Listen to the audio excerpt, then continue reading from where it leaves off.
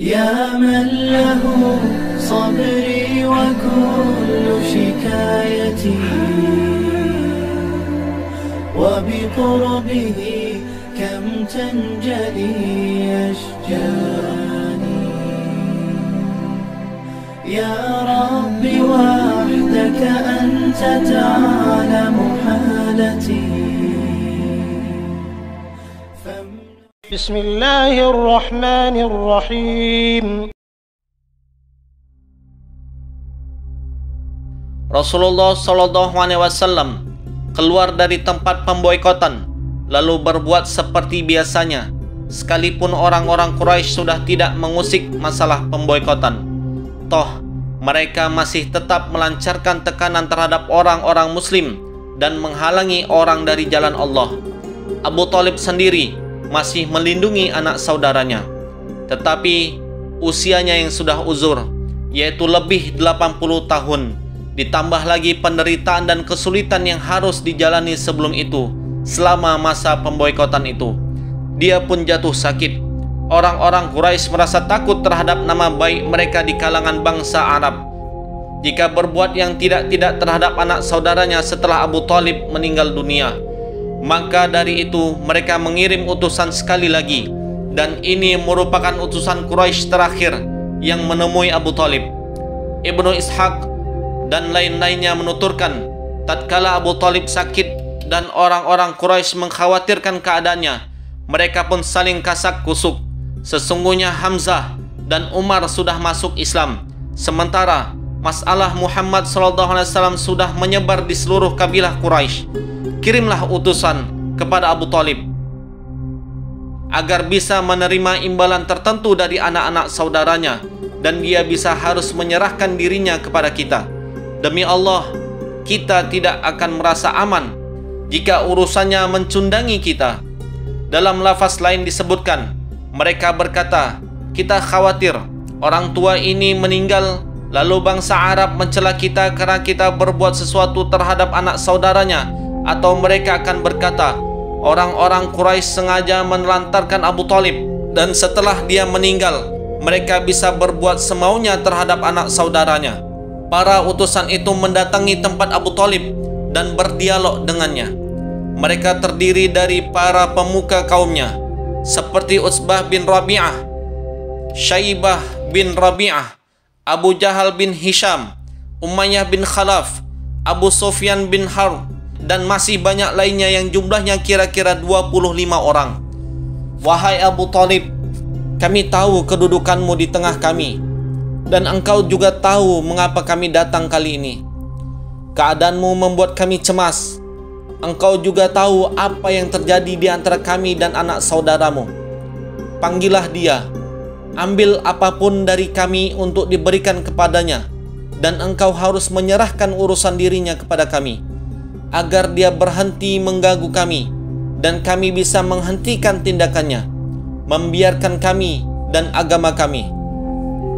Maka Abu Thalib mengirim utusan memanggil Rasulullah SAW. Setelah beliau tiba, Abu Thalib berkata, wahai anak saudaraku, mereka ini adalah para pemuka kaummu. Mereka berkumpul karenamu. Mereka hendak memberi sesuatu kepadamu, dan mereka hendak mengambil yang lain darimu. Lalu Abu Thalib memberitahukan kepada beliau apa yang mereka tawarkan, tanpa ada pemihakan kepada salah satu pihak. Beliau bersabda kepada mereka, apa pendapat kalian jika aku menyampaikan satu kata saja yang kalian ucapkan? Niscaya kalian akan merajai bangsa Arab, dan non-Arab pun akan tunduk kepada kalian. Dalam lapas lain disebutkan, beliau bersabda kepada Abu Thalib, aku ingin agar mereka sudi mengucapkan satu kata saja, yang dengan kata-kata itu semua bangsa Arab akan tunduk kepada mereka, dan orang-orang non-Arab akan menyerahkan pajak kepada mereka.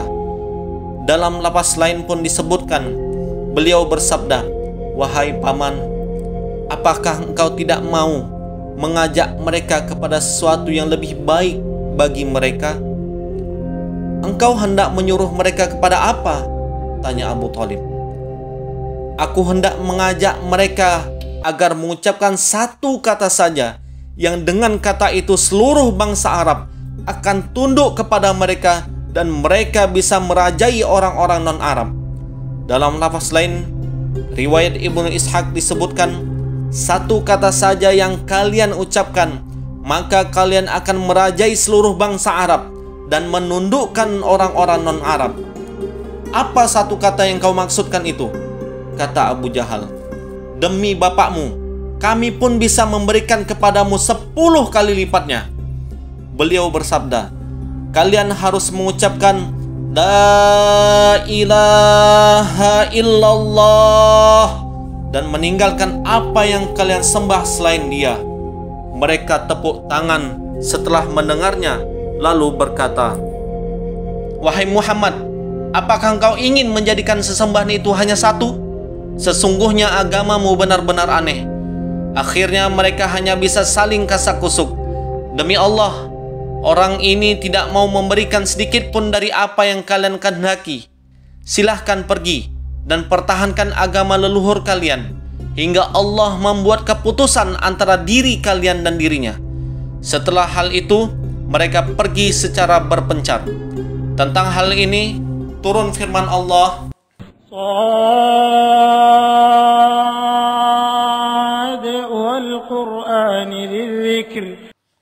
Shad, demi Al-Quran yang mempunyai keagungan.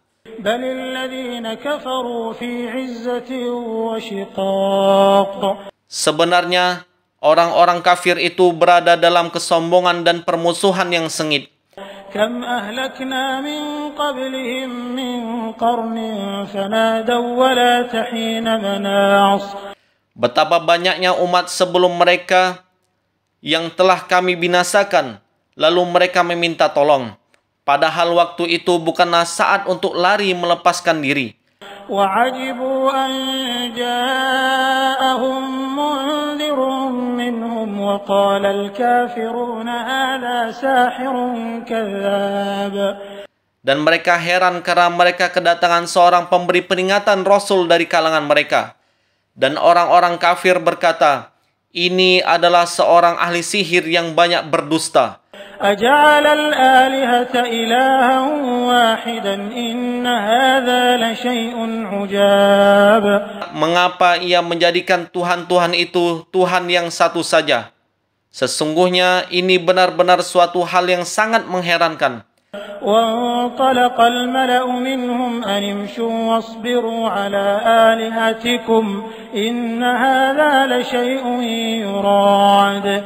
Dan pergilah pemimpin-pemimpin mereka seraya berkata, pergilah kamu dan tetaplah menyembah Tuhan-Tuhanmu. Sesungguhnya ini benar-benar suatu hal yang dikehendaki.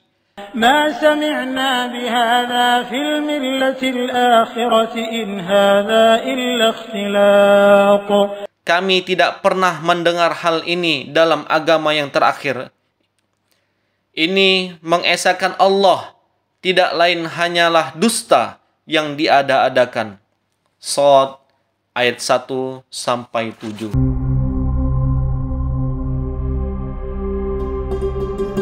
Alhamdulillah, sahabat Lentera Kisah, semoga sebahagian kisah ini menambahkan rasa cinta, rasa rindu kita kepada baginda Rasulullah Muhammad Sallallahu Alaihi Wasallam. Dukung channel kami terus, sahabat Lentera Kisah, dengan subscribe, like, share, dan komen.